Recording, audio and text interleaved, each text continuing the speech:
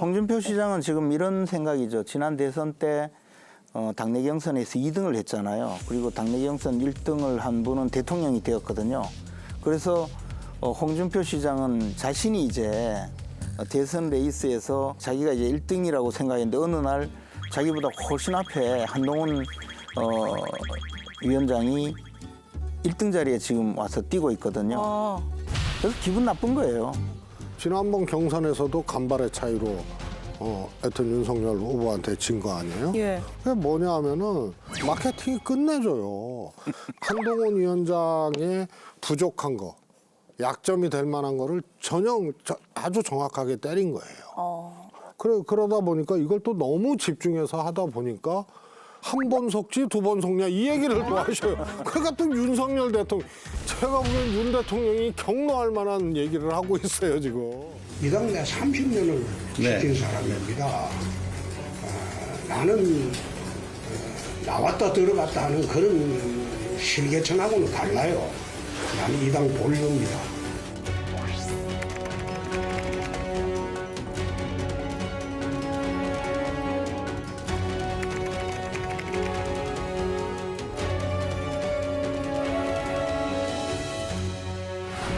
이런 글을 올렸어요. 여기서 우리를 지옥으로 몰고 가네. 이거는 왜 웃으세요? 누굽니까?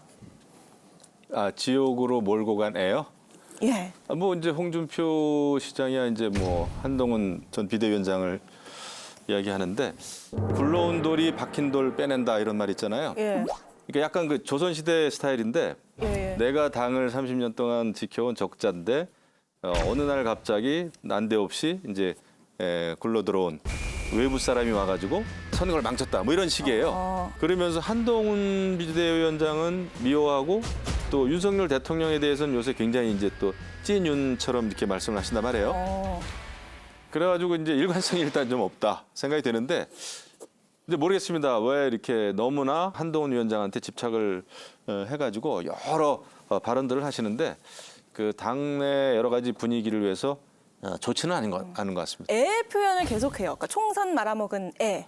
우리를 지옥으로 몰고 가네. 그러니까 애를 계속 강조하는 거는 그냥 뭐 말 습관이실까요? 아니면 뭐 의미가 있다고 봐야. 그러면 한동훈 전 위원장이 73년생, 50대. 말 습관이 아니고 정말 애 취급하려고 하는 거죠. 아, 그걸 의도한 것이다. 상대를 격화시키고자 하는 의도된 표현이라고 보는데 이런 표현은 부적절한 것 같습니다. 이게 생물학적인 연령이 많고 적음을 떠나서 공인이잖아요. 서로 간에. 예. 동일한 상황인식과 동일한 논리를 보면 윤석열 대통령이 그 대상일 수도 있어요. 그렇잖아요. 그리고 연령으로 봐도 뭐 홍준표 시장이 그렇게 지칭할 수 있습니다. 윤석열 그래요? 대통령도. 아니 한동훈 비대위원장이 우리를 지옥으로 몰고 간 애면 그 애의 두목이 윤석열 대통령 아니었습니까? 근데 한쪽에다가는 굉장히 우호적인 그런 제스처를 보내고 다른 또 한 사람에게는 이렇게 사실은 써서는 안 되는 부적절한 표현을 쓰면서까지 격화시키는 게 너무 설득력이 없다. 이 말씀을 우선 드리고 싶고 저게 좋을까 싶어요. 왜냐하면 저럴수록 상대는 커지거든요. 때리면. 홍 시장님 잘 아시죠? 잘 알죠. 제가 20년 이상 지켜봤죠. 사실 뭐 당의 적자, 본류, 무슨 주인 이러지만 사실 탈당했다가 복당하신 지 3년 정도밖에 안 됐어요. 그 홍준표 시장이. 네네. 당에서 그 많은 분들이 험지 출마하라고 했을 때 무소속으로 그 가장 안전한 지역으로 잠입하셔서 국회의원 당선됐지만 그때 당시에 우리 당에서 별로 받으려고 하질 않아서 근 1년 동안 입당을 불허했었거든요. 근데 이제 제가 최고위원 시절에 그 최고위에서 예. 그래도 우리가 받아들이자 하고 해서 복당을 허락해서 겨우 복당하신 분이거든요. 그 점을 생각하셔야 한다. 그건 자꾸 저 뭐 보수의 본류다, 적자다, 30년 당을 지켰다 하지만 그런 주장도 사실이 아니에요. 본인은 벌써 잊어버리셨겠지만. 이 애 표현 왜 쓰시는 걸까요? 50대 한동훈 홍준표 시장은 지금 이런 생각이죠. 지난 대선 때 당내 경선에서 2등을 했잖아요. 그리고 당내 경선 1등을 한 분은 대통령이 되었거든요. 그래서 홍준표 시장은 자신이 이제 대선 레이스에서 자기가 이제 1등이라고 생각했는데 어느 날 자기보다 훨씬 앞에 한동훈 위원장이 1등 자리에 지금 와서 뛰고 있거든요. 그래서 기분 나쁜 거예요. 정치인 중에서 보통의 경우는 좀 불쾌하더라도 말로는 좋게 이야기를 해야 언젠가는 또 친구가 될 수 있잖아요. 그런데 홍준표 시장은 그런 분이 아니에요. 그냥 기분 나쁘면 마구 물어뜯고 욕하고 공격하는 분이거든요. 워낙 솔직하시죠. 언론 인터뷰 하실 때도. 솔직하다기보다는 좀 참을성이 없죠. 그냥 내키는 대로 사시죠. 그러니까 이제 그런 면으로 보면 굉장히 진솔하신 분이에요. 자기 마음을 솔직하게 평가하는 거죠. 제일 속셈은 딴 거 아니고 당 근처에 좀 얼씬하지 말라는 거예요. 당에서 떨어져라. 나타나지 말라는 거죠. 나타나지 말아라. 그래서 얼씬거리지 말라고 그랬죠. 얼씬거리지 말고 제발 근처 오지 마라. 이게 본심이에요. 그냥. 참 솔직하셔요. 예. 속이 뻔히 들여다보이는 특수한 분이죠. 그러니까 더 나타나는 거 아닙니까? 그렇죠. 그러니까 말한다고 그대로 되는 건 아니거든요.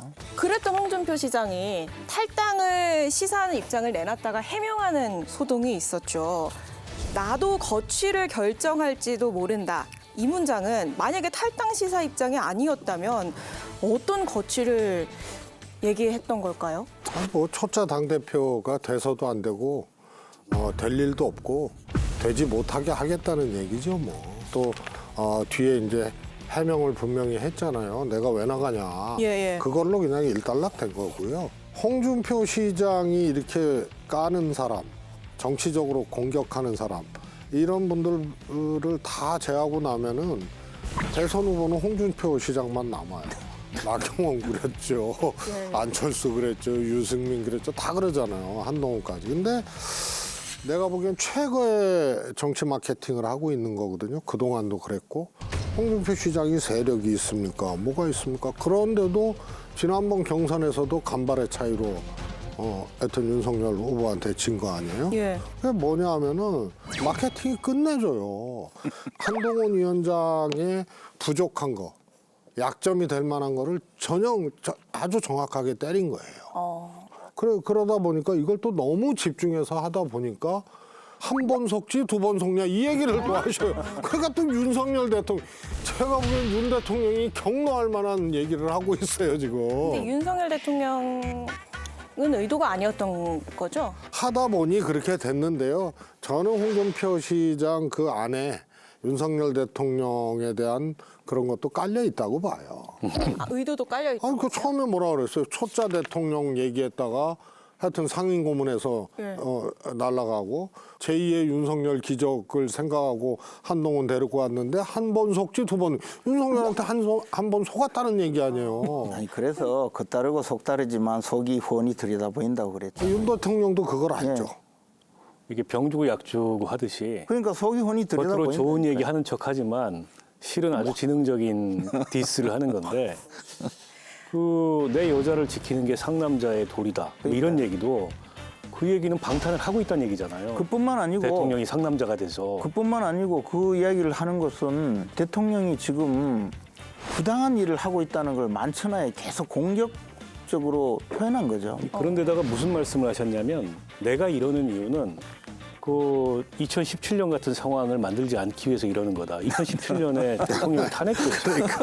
그것도 탄핵 사유가 있을 수 있다는 걸 암시하는 거잖아요. 그러니까 이게 대통령실에서 앉아서 듣기에는 들으면 들을수록 갑자기 기분이 나빠지는 거예요. 점점. 근데 처음엔 아닌 것 같았는데. 그게 진짜 속만. 근데 홍준표 시장이 말 정치로는 대한민국에서 몇 손가락에 꼽히는 분입니다. 그 본인이 했던 말의 의미가 어떤 식으로 해석될 수 있는지를 모르는 분이 아니라고 봐요. 그럼요. 저는 의도됐다고 봅니다. 그러니까 일관성이 없으니까 도대체 해석이 제가 잘 안 되는데. 일관성 있어요. 근데 아무튼 일관성 있지. 일관성 있지. 그 당의 이제 유력한 대권 후보가 되겠다라고 하는 그런 의도와 취지와 네. 그런 목표 아래 발언을 뭐 하시는 거겠지만은 이게 마케팅도 결국은 이미지가 또 좋아져야 되는데 예. 이게 당 전체에 끼치는 이미지는 안 좋아진다고 봐요. 당의 반응 얘기를 해볼게요. 여기에 친윤계가 반응을 내놨는데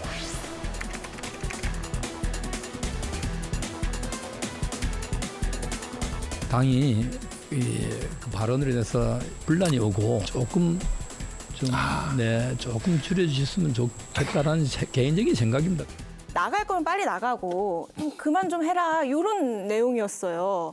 안 나가실 겁니다.